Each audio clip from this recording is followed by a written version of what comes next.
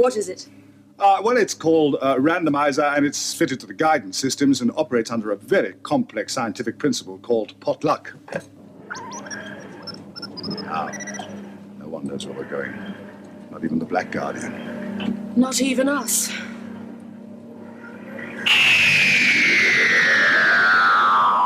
Hello and welcome to the Randomizer Podcast. This is episode 28. I am Tim. And I am Chaz. Good Lord, episode 28. It's almost as if we're about to embark upon a whole new journey. After all, it is the 26th of March. Welcome to our version of Rose. I kind of got away from me. It started well, didn't it? Yeah, never mind. Okay, Right. yeah. Anyway, spoilers this episode for Ghostwatch, and for every episode of Doctor Who, up to and including George of the Jungle. Sorry, Eve of the Daleks. What have we been up to? Where the fuck did George of the Jungle come from? Well, Hollywood, I think. But no, I don't know. It's the same rhythm or something. Yeah, okay, well. It's like you can't deconstruct the joke, Okay, I'm sorry. even if it wasn't funny in the first place. Right, well. Oh God, what have we been doing? It's been a while. We've been. I've got busy with some work, which is a lovely thing. But also no Doctor Who on until the forthcoming Easter special. Yeah, 17th of... No. 17th? Yeah, 17th of April. Yeah, and so I've been quite busy. I've Yeah. been watching a bit of Star Trek Enterprise. All right. Okay. I'm in season 2 and enjoying it. Got over the kind of early kind of hump of the first of any Star Trek series. That's true. I've been I've been watching Monkey on BritBox, and love that 2.4 Children is now dropped onto iPlayer, and I am living the dream. Sad news about BritBox, which you just told me today, though. Yeah. Do you want to lay it out? Well, basically, BritBox is going to close down in a way.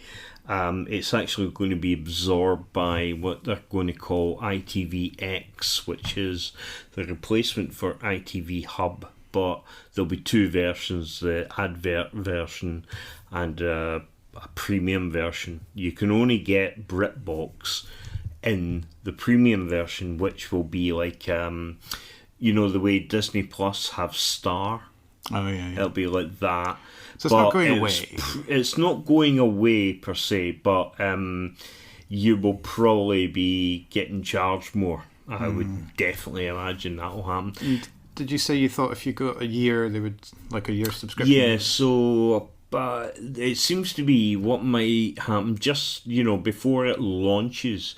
If you say subscribe for a year, which would be £59, then you'll get ITVX because it's going to be merged into it. So you'll have ITVX without the bump in subscription costs for about a year. So it might be worth doing it that way. None of the content appears to be disappearing, which is good because it's basically my favourite streaming service.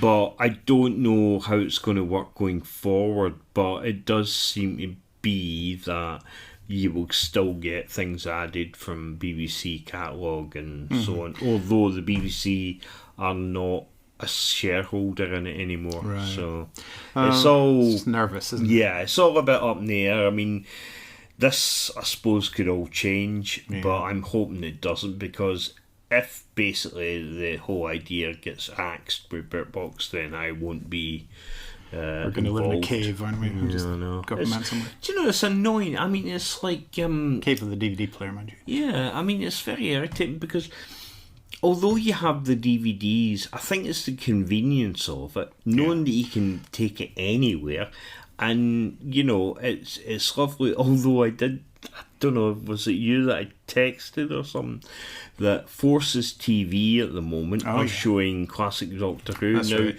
they only seem to be showing about 7 or 8 stories on a loop, but I caught it on a Sunday morning, I think it was, and it was Terror of the Zygons, and I just remember sort of saying that I've got the DVDs, I've got bloody BritBox, but when it's on TV live, there's something particularly special about it that you just can't not watch, you know? Have you tried to pause it yet while it's on live? Well, you probably can do that. You can do that, right. but I well, mean, that's no fun. But it's when the adverts come up, that's a bizarre, but it's got a UK gold feel to it then, you know? Yeah, it's like the 90s all over again. Yeah, so... Well, I'll take it. You know, it's fun. Oh, if I could go back to the 90s. Oh, God, yeah, if I could go back to the 90s. In terms of Doctor Who stuff, I discovered Eagle Moss, and now I'm poor again. Oh, and God, yeah, you've been... I got I just had a notion for a little figurine, and I actually went on because I subscribed to Doctor Who magazine on my iPad. And there's a lovely app which lets you read the magazine on that, and they had an advert, and it totally worked because I clicked the link and off I went with the discount code. You tart. Yeah. So I just wanted a little police box, and ended up getting an 11th Doctor police box, and maybe one or two other things. Maybe I got the lovely Five Doctors console, which I'm so fond of. Got that one. And the Mandragora wooden console. Yeah, I'm very jealous actually. Although we may be able to work out. Well, we're going to recreate Swap Shop, aren't we? Say the number. 01 811 8055. That came up in conversation for some bizarre reason tonight, and I just knew the ending of the number in a way that. God, that must be 40 years ago? I know. That's scary. Well, basically, I want to swap a Ludo set with 3 pieces missing for an Action for a first Man. edition. Oh, jeez. God, you remember that though? I mean, it's a great concept. Yeah. But I mean, it was like, yeah, John wants to swap Connect 4 and wants a big track or something. Oh, God, yes, big track. Yeah! Oh, this is going to become like our childhood nostalgia. Remember this? We're going to just turn into member berries. Yeah. Remember that? I don't remember those. No. Ironic. That. Okay. Hello, Alanis Morissette. I think I want to swap a clapped out 48-year-old for my 20-year-old self and try it all again.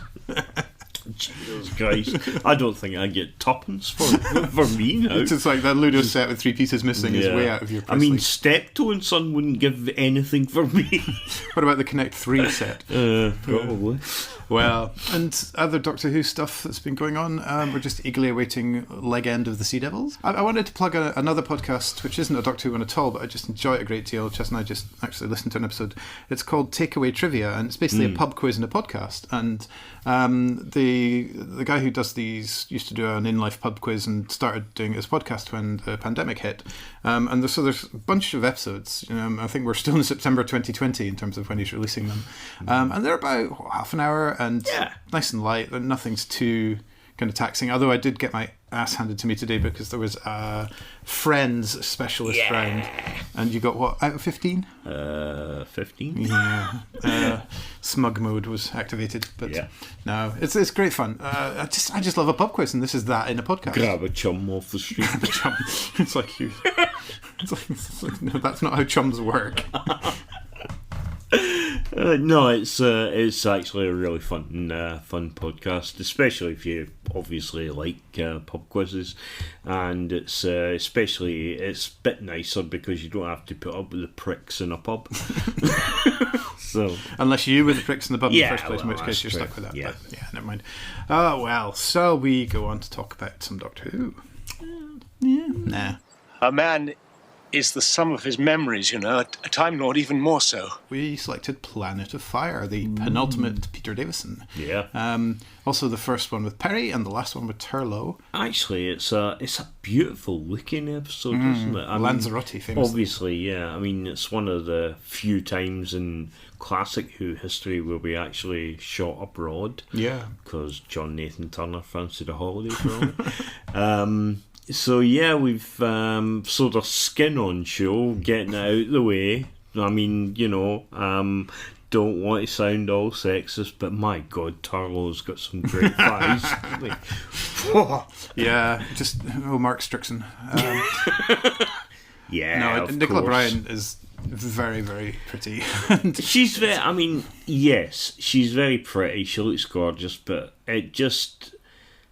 In some ways it dismays me because I'm getting older, so I'm probably not as you know. You don't think you got a chance anymore? Yeah, I've got no chance. Not as amorous as it used to be. No, well, now we can settle back and deplore the objectification. Yeah, is that what you're saying? exactly. It does seem with Perry, my God. She was so over-sexualised and just seemed to have one pawing creep after another. That shot in the boat where she's in the bikini and the camera travels up her body as she ties the alien artifact into the bag. Yeah. You know, weirdly, it reminded me of the same shot in Unearthly Child where they follow Carol Ann Ford's hand. She's doing hand dancing to John Smith and the Common Men. And it sort of camera follows up her body. But I don't think there's I somehow don't think. I don't think that's an intention. accident. I think that's a way of showing Carol Ann Ford's figure off in that episode. Well, maybe. Just as it is Perry's in this one. But, I mean, it's like John Nathan Turner used to say things like, oh, well, something for the dads and stuff. Like a mortgager. Probably. I don't know. I mean, okay, I mean, that's what it is, what it is, or it was what it was. But I think this is Perry's best story, and that's quite a shame because it's her first. She gets stuff to do. Sadly, I mean, maybe sort of in trial it was a little bit better, later but on. and sadly it may well be because she's just kind of fun and likeable and active. Do you want to hear my pitch to Big Finish? Go on then. Okay, so it's Lanzarote Airport, present day. Two figures sit huddled in the departure lounge. Their long beards trailing on the floor in front of them, and one turns to the other one and says, "I say, Quentin, I rather think she's not coming at all."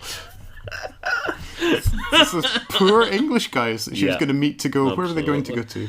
God, after these talking about a Doctor Who universe, so maybe we can have a spin-off series with those two guys who are basically just in a camper van picking up old Doctor Who companions.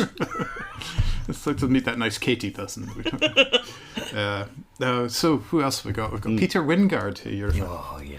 He runs a sort of low-car shop for low-car people. He is wonderful. I mean, he was in Department S and Jason King. You went to Bourne, didn't you? Yeah, I nearly did.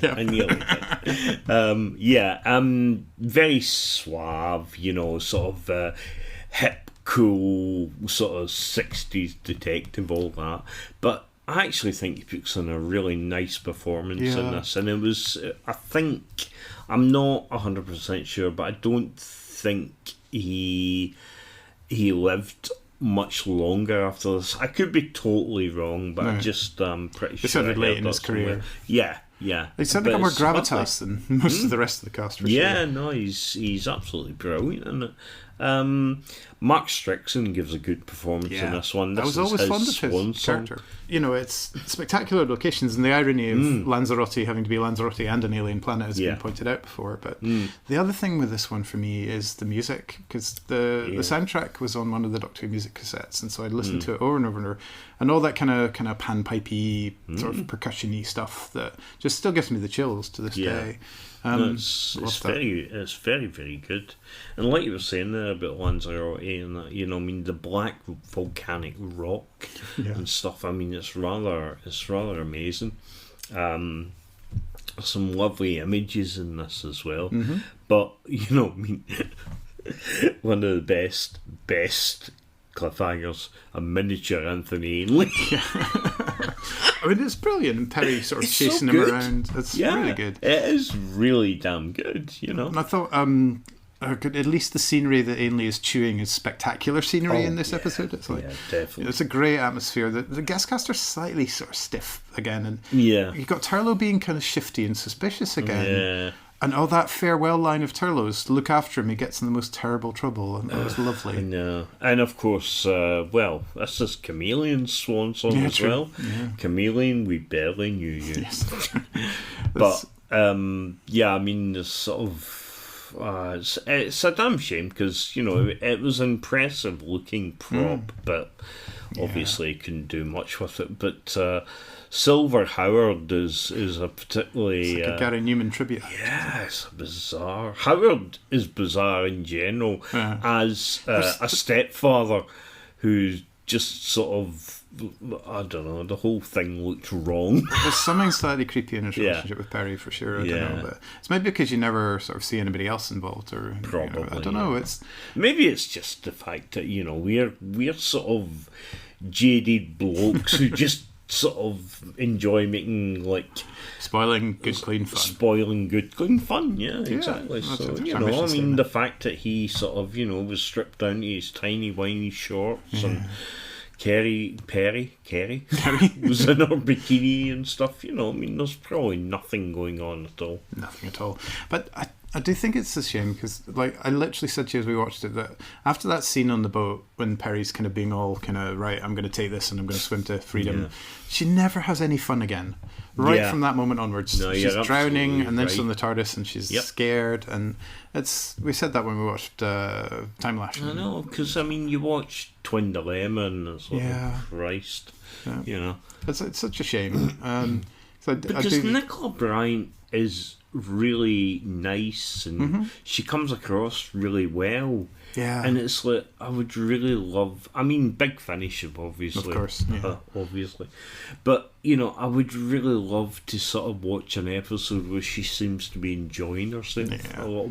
Well, Mysterious Planet to a degree, Well, I don't know if we mentioned it before, but there's a lovely little sort of trailer come extra on the forthcoming Blu-ray box set. Of of course. Featuring Nicola Bryant. Rather nice, actually. I Yeah, really go and did watch like it. that. We won't spoil it. So, anything else? I mean, Planet of Fire. It's.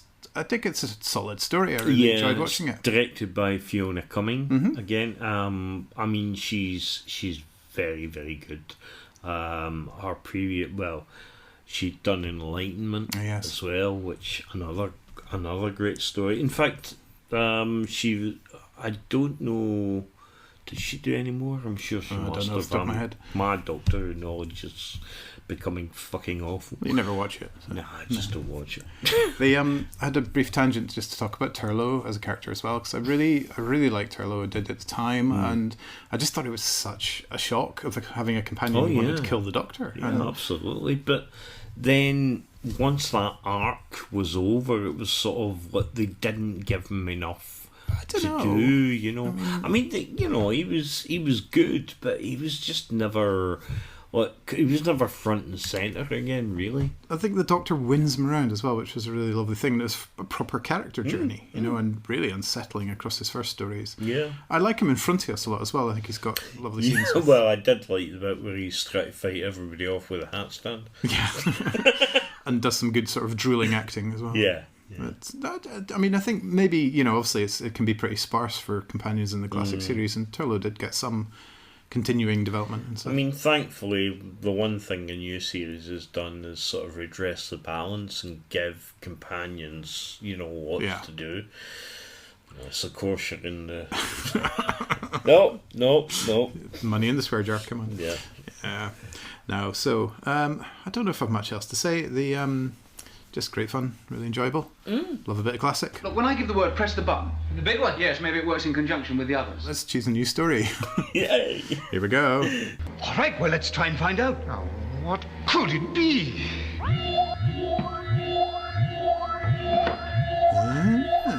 Listen. Ooh. Ooh. I've watched that not that long ago Me because too, I've yeah. rewatched all the Capaldis now. But This is I love it. Orson Pink. Yes. And I love the whole bit in the going for a date in the restaurant. It's just a disaster. I love that.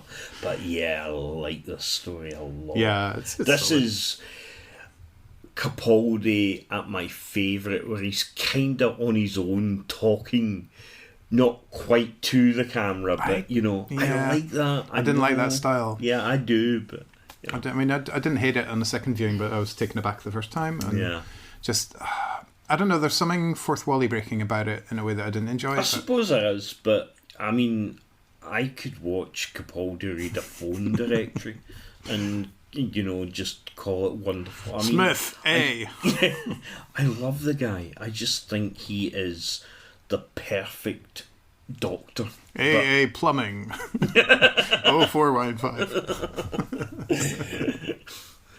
Bedfordshire River. Just be your personal heaven. Just like Capaldi reading the phone book to you. Come to read me at night. It's a bedtime story. Jenkins Q. Oh, it's probably a fucking Quentin or something. See, could he veer between Doctor and Tucker? Yeah, all right. Stop, because I'm going to choke. Drink. All right. Well, yes. Gosh, we're random tonight. Jesus. So, Listen will come up next. Yeah, Hurrah. go. In my box are such delights. Okay, this is Box of Delights, where we have a little TARDIS box full of folded up bits of paper with the names of old TV. I think it's mostly TV, maybe some films. Yeah, that's true. I mean, when you think about it, we're two people of very simple needs, if that's what we call delights. Food, we internet. really have fuck all going on in our lives. Hey, well, for some people it's psychotropic drugs, for some people it's... we get mountain excited climbing. by small bits of torn up paper. Which is odd, because on the whole it's not the small torn up bits of paper that are unhappy. No, sorry, hang on.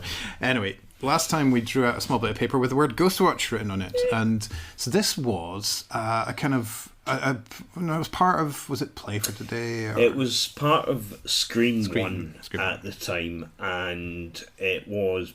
Basically, it was a scripted drama, but a lot of people maybe tuned in after the initial screen start and just assumed that it was some live program, because basically that's how it was performed and presented. I believe there was an announcement beforehand because the BBC were a bit, it's a bit on the nose or whatever. But obviously in British sort of sci-fi history fandom, it's akin to the Orson Welles radio broadcast of War of the Worlds. It's got maybe not the same effect, but it's the same. We're in the same territory. So you've got Michael Parkinson, Craig Charles, Sarah Green, and her husband Mike Reed. Is it Reed? Yep. Smith. Mike Smith. Reed. I was going to say. God, I've done a Chaz. Yeah, see? I'm teasing you. But so I'm becoming you. So it's not people you associate with acting apart from, say, Craig Charles. Yeah. But only just in that. Yeah, well.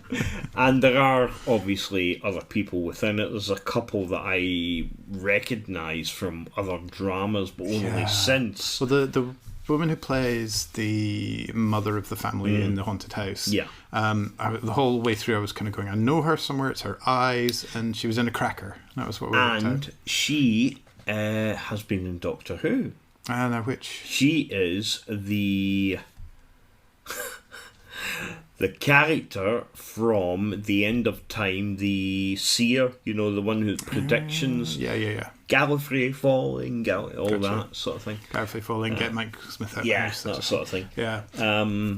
But yeah, I mean, I love it. It's something I watched live on broadcast, and I've been basically transfixed by it. I think it's a great piece of drama.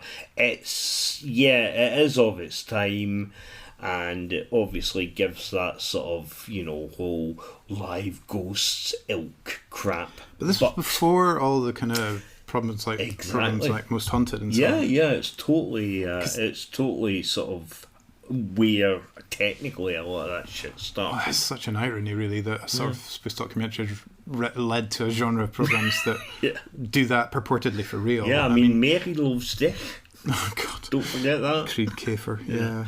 No, I had a lot of thoughts about it, and it sort of touched on areas that I do have quite strong feelings about. So I'll tell you a bit more about that. And I think it's good. It's very good. It's really well made. It's really effective bit of TV drama. There's all these clever twists, and then it seemingly reveals as a hoax, and then of course the reveal at the end as the studio gets kind of possessed, and that really chilling moment with the presenter wandering around this abandoned studio and starting to say the words that the ghost was saying. But it actually gets pretty dark and creepy, especially right at the end. And it's a really clever weaving of a story around the TV format of a kind of live broadcast, including all the kind of superficiality of that. It's a good piece of work. And I think it would be great fun to kind of go back through it and spot all the clues and all the kind of little seedings and stuff. But, so, here's the thing. The subject matter antagonizes me. And it's because I completely despise the whole world of mediums and ghost hunters and woo-woo like that. And I think they are a mixture of well-meaning but deluded people, and also plenty of outright charlatans who know a few conjuring tricks and cold reading, and then they parasitize the grieving and vulnerable. I think they are scumbags. And it's even fiction about them, about that, isn't something I enjoy. And that's why it kind of rubs me the wrong way. But I think that the other wider cultural thing that bugs me about it is it supports the kind of the sort of victim narrative of believers in the supernatural in terms of the anti-science. And even though it's fiction, and even though everybody, well, apart from the few people who were fooled by it, know that it's fiction, it set the sort of seeds for programs that did promote and give careers and wealth and reach to complete bastards. No, I think that's perfectly reasonable, to be honest, because they're fucking parasites. Yeah. I mean, I don't necessarily feel as strong about it as entertainment in films or whatever, but I totally understand where you're coming from on that, because they cause such pain. I think they cause a lot of pain. I've seen one of those type of programs. It was Charlie Brooker that had highlighted it up, and it was like this. It was called the baby psychic or something, and he basically was talking to a young mother who had obviously been abused in some ways by the father. Yeah, it's just horrendous. And he's sort of saying what the baby's, stop hurting mum. And I was like, this is fucking horrific what this guy is doing. And the fact that this is allowed, I mean, these people should be in fucking jail, actually. It's really interesting to me where the balance is between people who genuinely believe what they're doing and have good intentions versus outright charlatans and parasites. But it did really interest me why this gets my goat so much, and I think it is that it's always sort of from the narrative side of but you're so close-minded and you should be all those kind of tropes. But I mean, it's basically exploiting people's grief. Yeah, most of the time. Just horrid. And I mean, I remember my aunt and my cousin were, went to see a psychic and all this sort of thing, and I'm thinking, her dad had died, my cousin's died, and it's like, he's there, he's leaking, and I'm sort of sitting fuming at all this, but obviously I don't want to upset my cousin. Yeah. And, and it's like, I hate it. I hate people preying on the vulnerable. It's like, I remember, I know we're getting a bit heavy here, but I remember a time when my aunt was ill and I had a friend who was, say, quite religious, and she sort of used that as a stepping stone into, well, do you know that the church can blah, blah, blah. And I was like, no, please don't. I'm not, interested in stuff. And I just don't like that whole getting when they're vulnerable thing. No, because it's fucking, I think it's the lowest form, will get people when they've got no defences and horrible, horrible stuff. So less angrily. Yes, I know that was getting a bit. It's because it touches on real damage. I really think I hope you don't cut that out, because I really think it's interesting. Now I can. Yeah, I'm cutting you. There were a few things that I didn't think worked in it, like the boom-in shot. Therefore, it's unscripted thing they were doing. It was really overdone, and any boom up who was that clumsy, even in a live broadcast, he would be sacked long before the ghost threw a mirror at him. Well, very true. But, I mean, to excuse it slightly, it was sort of 80s, around about the 80s, 90s, I'm not 100% sure. I'm nitpicking. So, maybe we had a bit less professionalism, say, then. Well, in terms of some programmes, you know, you would get maybe a bit more. But yeah, I mean, I agree, you know, there were tropes used or things used that sort of maybe took you out of it a little. Yeah, I think a couple of other sort of bad notes for the scary psychiatric patient evil guy wears women's clothes, and that's a trope I think, and probably a transphobic one too, which sucks. But it's a slight part of the sort of confusion of the resolution rather than anything that's specifically dwelt on or vilified. You'll probably want to mention the glory hole. Is that our show title? The glory hole. Good God. So yeah, I mean, it's like the kids. It's like the cupboard under the stairs. The cupboard this is where the ghost lives. It's basically Harry Potter's glory hole. There you go, that's your title. It's the cupboard under the stairs. The kids say, oh, the glory hole, and it's like, that was it. We completely sort of came out of it. But you see that in a lot of other things where that particular phrase has been used and not in a sexual context. Yeah. So it's difficult sometimes because they're all saying it with straight faces and we're just sitting there pissing ourselves. Prompted me to go and look up where it came from. Yeah, exactly. You know, and boy, was that an internet search I should repeat. But no, it's originally just a glowery hole, or like glower, which is a Scots word, I believe. Yeah. Or it's just like a messy hole or area. Don't go there. Possibly nautical in origin. Still don't go there. And it's half of the British language is nautical in origin, I think. Yeah, probably. But I reckon every home has a dangerous cupboard where all the unused crap gets piled up until it's hazardous. Jesus, I thought every house has a glory hole. God. So the children were generally good actors, I thought. Yeah, they were very good. There was one bit where the older one picked the milk up in the fridge just before Sarah Green asked for it, so I was like, that's a bit rehearsed. A bit disturbing with the cuts on the face. Yeah, that was when it really turned dark. Stuff. Yeah. I mean, it was genuinely very well done, very creepy. The sort of malevolent poltergeist, you saw him in flashes and stuff, and it has entered the lexicon. Pipes, you know, for a certain generation. You know, you mentioned the pipes. So they can't listen to Danny Boy anymore. Yeah, in fact, Stephen Volk, the writer, wrote a tweet a couple of months back saying, if can anybody guess where I am, and I sort of in the pipes. Aren't I hilarious? Yeah. But it's a great piece of entertainment. Fucking Uri Geller, though they mentioned fork bending and that fucking prick had to get mentioned. But he's become like the Hoover of spoon bending, isn't he? I find it although it can be a little bit I find it a very comforting piece of TV, because obviously I watched it when I was younger, and it's one of those ones I tend to put on at Halloween because it's proper spooky. You know, it's a proper well-made, for sure. And there is an internet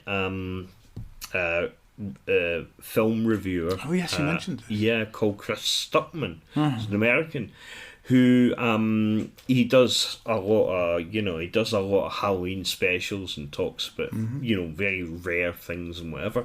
And I was so shocked because you're sort of a little British show. Yeah. But there's a film called Lake Mungo, which is a sort of documentary found footage style, and it's very, very well regarded in a lot of horror circles by people. You can tell they're horror circles because there's candles all around. Yeah.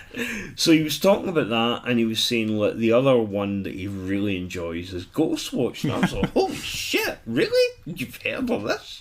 And he gave a great review about it. So it was like, this is sort of gone beyond its its little further origins, and it's become very famous because of the Orson Welles type legacy that it has. Was that the guy who... There is a documentary about Ghostwatch you'd mentioned as well. Yes, there was. It was called Ghostwatch Behind the Curtain, and it was a fan-produced documentary. It's very well made. It was... it's about just over an hour, maybe about an hour and 20. It is interviews with all the principals involved, including the writer.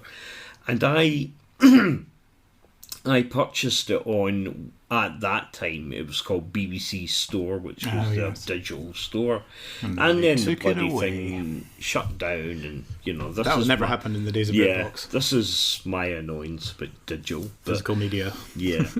But you can actually get it on physical media if you do a little search on the internet. There it is available. And I would highly recommend anybody that's maybe... If you haven't seen Ghostwatch, go and watch it, and then get the this will explain to you that it's not real. Yeah, people just made it up. Yeah, get the whole documentary, because it's a damn good documentary. There we go. Damn fine. That was Ghostwatch. Yeah. So time to get the TARDIS money box. My turn this time. You want to pick one? My big sausage fingers. As they don't call you. Alright, I think they're convinced now. Are you sure? No, maybe I'll run the sound effect again. Tell what it is yet? Don't go there. Oh, God. It's getting worse. Oh, Jesus, it's Rolf. We didn't put Jim will Playtime. fix it in there. Oh, fuck, I hope not. Right. I can't even open the bit of... Oh, it's pathetic. And I forgot that I can't read because of my thing. Okay. Oh, my... Oh, fantastic. If you see God, tell him. This was Richard Briers. It was a 3-part sort of comedy show, and it was written by David Renwick. Oh, of Jonathan Creek fame, right? Andrew Marshall, who 2.4. Welcome to Andrew Marshall 1 and 1. Yeah, it's a savage. I don't think I want you to tell me anything. Okay, almost. All right. I don't know if I've ever seen it. I was aware of it, but that might just be from you yakking on about it. I'll just tell you who's in it. Okay. It's Adrian Edmondson and the woman who is going to be playing the Queen in The Crown, and I've forgotten her name. Imelda Staunton. Yes, that's it. Damn good. Very funny. Very subversive and satirical. Is the full title If You See God Tell Him? Yeah. So this is, the other thing we can't talk about now is that's a reference to an old advertising campaign for the privatisation of British gas, wasn't it? Which was If You See Sid Tell Him. And weirdly how that became a phrase, didn't it? Yeah, it did, and it was very sort of, it was sort of really, it was a damn good advertising campaign when you think about it. Quite strange how... Yeah. I guess the word viral hadn't even been kind of used in that context yet. I suppose it would be. But the title was very apt, actually, for, what the series is. There's a thing I remember, and I don't know what it was called, but all I remember about it was the main characters were 2 guys in a retirement home. And they would start the day every morning by looking at the obituaries in the paper. And one of them would score points for peacefullies, and one of them would score points for suddenlies. And then they'd both throw up their hands in disgust if somebody had died after a long illness. Are you sure that's not like the old Gits from the Harry Potter thing? Right, because it might have been Waiting for God. No, that would fit the bill for sure. Yeah. But one day I will find out. Oh yes, one day. Until then, no, hang on. Move on. What's happening? You're becoming one of us. Who's us? The Tomorrow People. The Tomorrow People.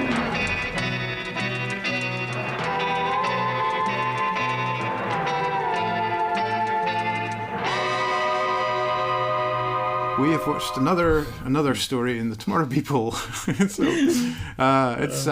was A Rift in Time. Yeah, one of the greats. And you know what? This had a brief little burst of good writing in it here and there. It did. The fly metaphor. So they're explaining causality. Imagine there's a fly, and the fly got 12 friends. The fly needs to know about causality, so the fly explains to its less intelligent fly friend in an incredibly patronising way. It was a sort of, if you swat this fly, it might not poison the food of this guy, and then that guy might go on to rule the world. So then sort of thing. Ginge wants to move a fly on. It's not even Ginge. Oh God, it's Chris. Ginge 2.0. Oh yeah, this is Ginge's brother Chris, who, to be fair, does quite look like him. They're not even trying to hide the fact he's just a substitute, though. It's like Tim, the computer, at one point just sort of knows things about him, and he's only just met him. But no, so they start having these really kind of homoerotic dreams about Peter. a returning character, because Yeah. Peter was in the one with Dave Prowse. Yeah, Medusa Medusa that's it. Cascade. Yeah. Yeah, see, I'm paying attention. Cascade. Oh, no, God. Oh my I god. have become Chaz, destroyer of words. Jesus. Anyway, yeah. So Peter has returned in Stephen's dreams. I think they've basically been secretly knocking each other off in the dream, or whatever. I don't know. But Anyway. it's a clever plot. It's It very is. Douglas Adams. It's like the bit Yeah. in Dirk Gently where Peter sends them like a pot via some archaeologist who turns out to be none other than Amelia Rumford. Yes. I can't remember the Playing actress name. another mad Sylvia old character. Coleridge. Sylvia Coleridge, I want to say. don't know. But yeah, so there's some bizarre shenanigans getting hold of this ancient pot, which has the kind of secret of what these dreams are about. The best thing is the pot. No, nothing. It's in the the lid. Oh, my lid! It's all about the bloody lid. And it turns out Peter has written some instructions to In this build lid. this thing, which is, That's, I think, where they got the Contact. contact. I think Carl Sagan saw this. Yeah, Carl Sagan and ripped off decided, yeah, Tomorrow I'll take People. that. You heard it here first. Yeah. Oh my goodness. But yeah, so they end up back in Yeah. Roman times where somebody's invented a steam engine and chained up in the dungeon rather masculinely is a very young Peter Duncan. Yes. Playing a character called Coitus. Was there nipple showing? I don't know. I think because there must have been nipple showing, because there always seem, whenever Peter, the Time Guardian Peter, is involved, there always seems to be at least one nipple showing. It was a bit somewhere. less translucent. But no, Peter Duncan plays Coitus and I think you mean Caractacus. it's Coitus, isn't it? Cotus, no. Yeah. Cotus. But no, so they leave the Roman times, but they come back to the future, which is completely changed. So they Yeah, have to go back Marty. in time because Coitus has stolen the steam engine. So they have to go back in time and interrupt him. Cotus. All right, please yourselves. Wait a minute. He has Caractacus pots because he's built some The time steam machine engine. out of a steam engine. But no, so in the future they meet these weird ape people, although they might Yeah. be, they're maybe gibbons of the Roman Empire instead. Yeah. But the so it's just a wonderfully convoluted plot, and It it's is actually. quite enjoyable for that, I thought as well. And there's some really nice sort of discussion of slavery and so on. Okay, I mean, it's not subtle. I mean, They break out in any into the way. book of philosophical statements. for Yeah, about but half you an know, episode. I mean, again, we've got probably the best character and the best actor in the entire Elizabeth, thing. yeah. Elizabeth, you know, doing a sort of nice little What's her line about bit. how can you rule when others aren't fulfilled? Or Yeah, something? you know. But the main villain, is it Gaius or Yes. something, is possibly the creepiest, slimiest. Good face. Yeah, he Yeah. really has. But he's the sort of guy you expect to see in a drama about a sexual predator. You feel like you've hated him somewhere before. Oh yeah. I mean, I'm absolutely sure he was the Flasher in Kinvig. Don't mention that. Ugh. The and the recaps at the start of each episode are getting longer and longer. God. I know we're in for a treat in that regard. But Yeah. they're about 5 or 6 minutes. Yep. A couple of them. Yeah, I know. It's amazing. You know, well, if you haven't got enough plot. The thing is, what got me was the last episode. So they go back to their time and it's all changed. They have to go back to Rome. So there's a shitload of stuff they have to sort out to make everything right again. And I remember you saying, you know, when basically we try to work it all out, you know. And the only way it works out is by a time paradox, because basically Gaius shoves Peter Duncan and they all disappear. And they all think he's dead, and you said, was "Oh quite well, that's actually quite good." But as long as they don't end it with big some laughter scene. guffaw scene, and then he's not actually dead, but he's obviously lost his memory. So yeah, very convenient. phew, everything's sorted out. And then they go back and they end it with a big guffaw scene Laughter about Ginge learning judo. Chris. Chris. I know. I mean, I miss Ginge too, but Yeah. the no, I mean that was all right. It wasn't crashingly inappropriate like No, I'd feared because admittedly, you know but Coitus was okay after all. Coitus could resume his life. After that brief interruption. Oh, I'm going to do the interruption gag. Jesus Christ. Yeah, sorry. No. just When enjoyed Gaius took coitus from behind. Okay. You see what I have to put up with? I'm actually the mature one in this relationship. Yeah, like the cheddar. You saying I'm cheesy? So no, having tremendous fun with Tomorrow People, and it really has raised its game a bit this year. It's fun. You know, it they're really quite is. adventurous. Some of the visual effects are kind of their time, quite clever. Sort of picture-in-picture effect at times. I quite liked the kind of featurey corridors. Although they were very, very slow to recognise the very obvious security camera watching them. Oh, jeez. Although it is quite a thing that the entire futury corridors looks better than that dingy little hub thing that they sleep in.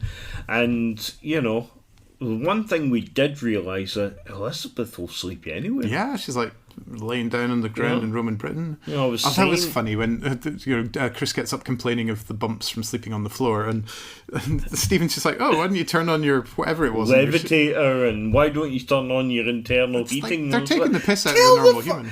Do you remember one of the best bits was Gaius confronts them all in the past. That's right. And they sort of, do a stun gun on him, and and then they teleport jaunt away. out. Chris has to run around. Chris is like, he's still there.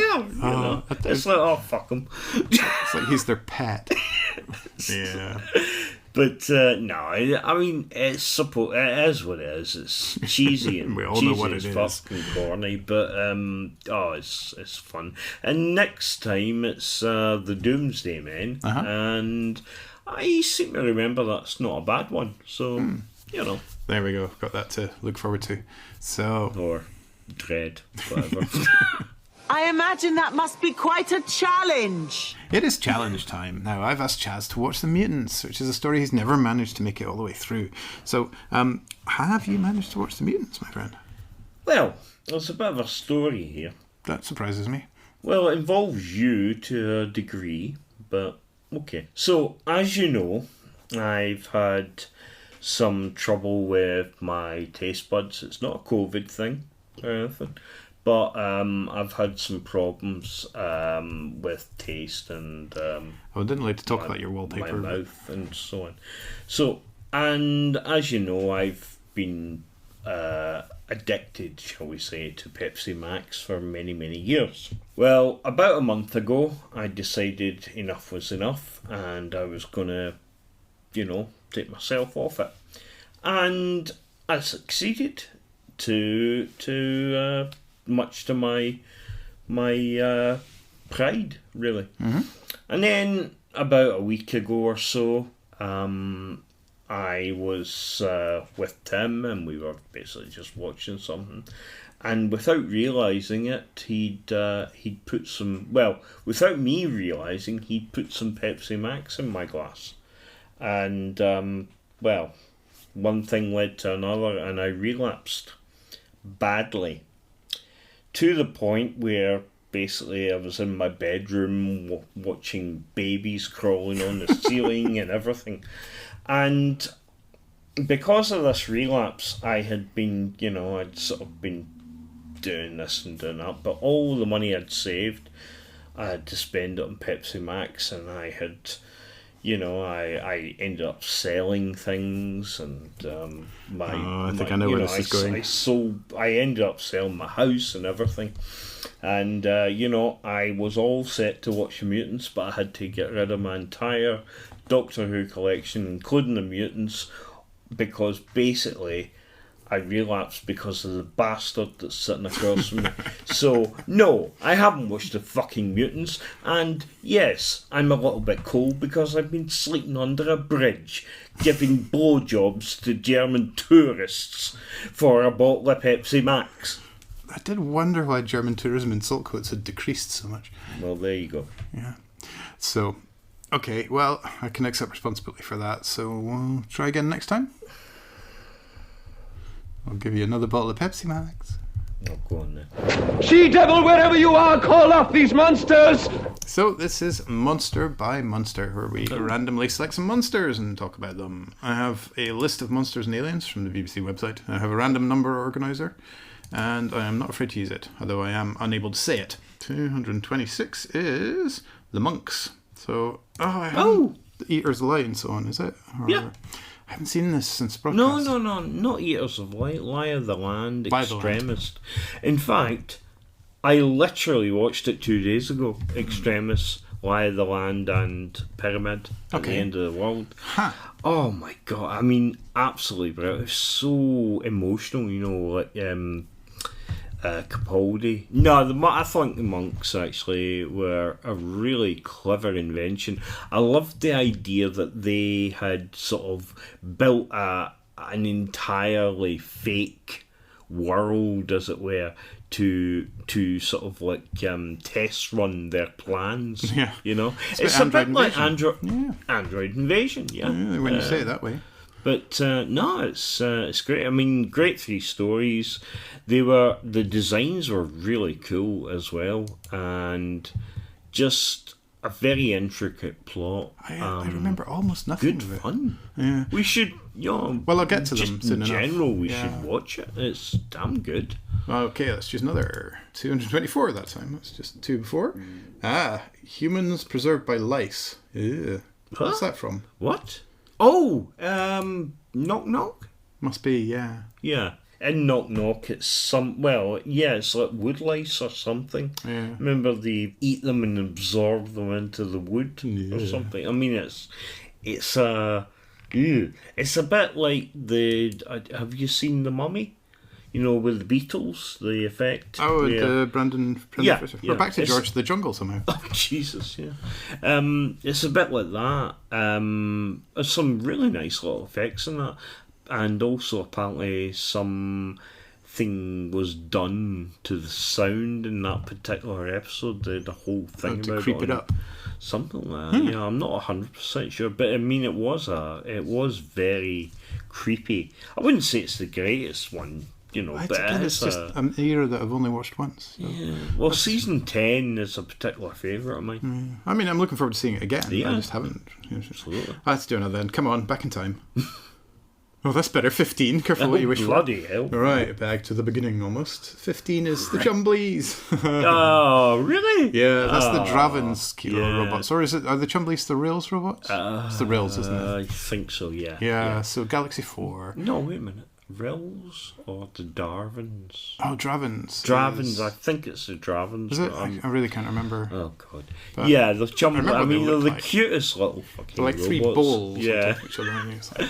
They're pretty cool. I mean, I know Galaxy 4's just been released, but I haven't actually seen it. I've seen the one episode a long time ago, so I can't remember too much about them, but I do remember how much fun there was. And I do remember in the sort of darker days of fandom when, these things didn't exist at all, that the Chumblies always seemed to be a topic of conversation. I think the name's given to them by Vicky, isn't it? And something like that. Yeah, I think it's because they're called the Chumblies. Well, it does sound a bit like a kind of... It sounds like a Rod, James and Freddie thing. It's like, or something that the Goodies would have been involved in. But no, and they sort of mix up in my mind in terms of old Who robots that aren't Daleks with the quarks.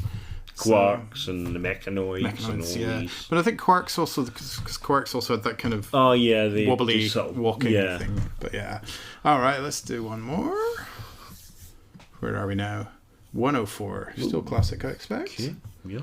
104. Manusans. So that is just before Planet Fire. Manusans. It must be... No. Yeah, it's Snake Dance.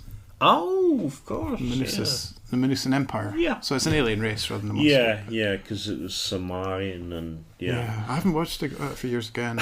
Ironically, just watched bloody Kindle on Forces TV. I mean... And did the memory Kindle linger? Moving on.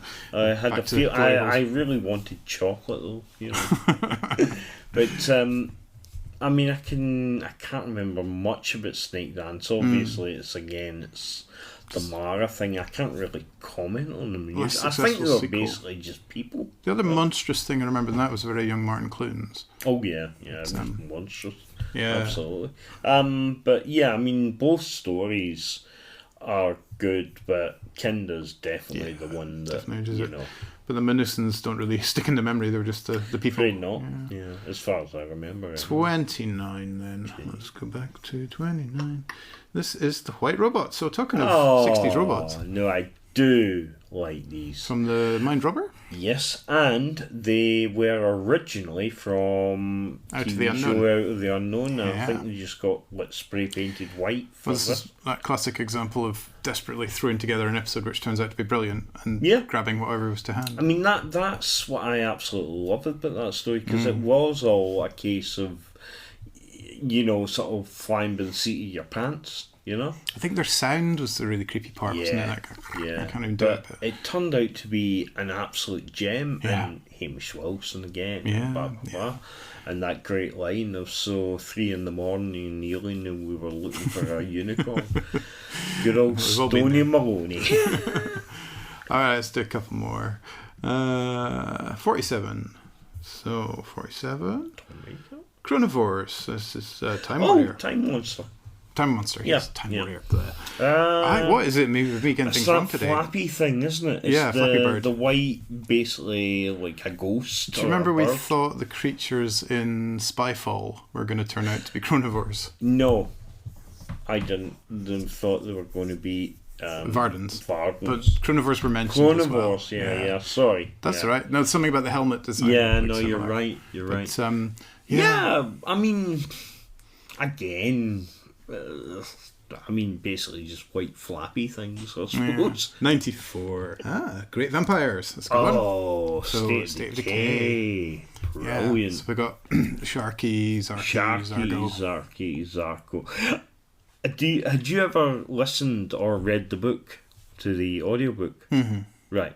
Do you remember the bit where he's telling Romana how names change? Yeah. He's like, Zarky, Zarko, Zargo, Zargo. Macmillan, Camilla.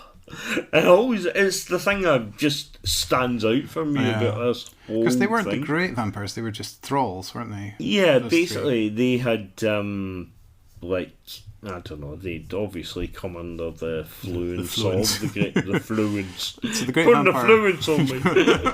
The great vampire itself is because huge. At the end, the Hyperion I remember that vividly. Comes up and it's stake through the heart. As a stake. Space rocket through the heart. That's an ending of season finale of Buffy right there, isn't it? Yeah, basically it is, yeah. No, but, I think it was lovely epic thinking. I do remember there was a thing, I don't know if it was David Attenborough. I don't think he was in that one, no. I don't know if it was him that complained about it or something. It was because of the bats. There's the bit about, making that bats whole scary. thing, making it look. And there was this, they were trying to sort of say, look, bats aren't horrible things. But I think they'd obviously use some Doctor footage. Who's not the only culprit in that. Yeah, exactly. I think they every vampire film ever. Footage from a Hammer movie or something with the bat. But I do remember that, and I thought it was a little bit bizarre, sort of, having to go at them. Random taking a pop at it. I suppose it's whatever you see that week. Yeah, that was part of the E-Space trilogy as well. Yeah. And there was also, that was, I think, the point where John Nathan Turner had decided, I definitely want to get rid of Tom, because he had rewritten a bit of the script where a spear gets chucked into the TARDIS, and it was supposed to be Tom was coming out holding the spear as if he'd caught it. Yeah. But it sort of changed, but it was like, oh, for fuck's sake, no. Yeah. So, that was Monster by Monster. Yeah. More next time. Fun. It was nice talking about the monsters. Yeah, we should do that more often. We really should. It's the end. But the moment has been prepared for. 9 times out of 10. So thank you for listening. Now, if you'd like to get in touch, or if you've accidentally miniaturized yourself, or Even if you've got the ghost of a murderer inhabiting the cupboard under your stairs. We can be reached by email at randomizerpodcast@gmail.com. You can leave us a voice message at anchor.fm/randomizer or follow us on Twitter at randomizerpod. And in all cases... You can find us in a glory hole. And that is randomizer with an S, not a Z. Ooh. Pipes! Pipes! Like a teddy bear. Jazz? 1 step. Jazz? Jazz? 2 step. Jazz? Tickly.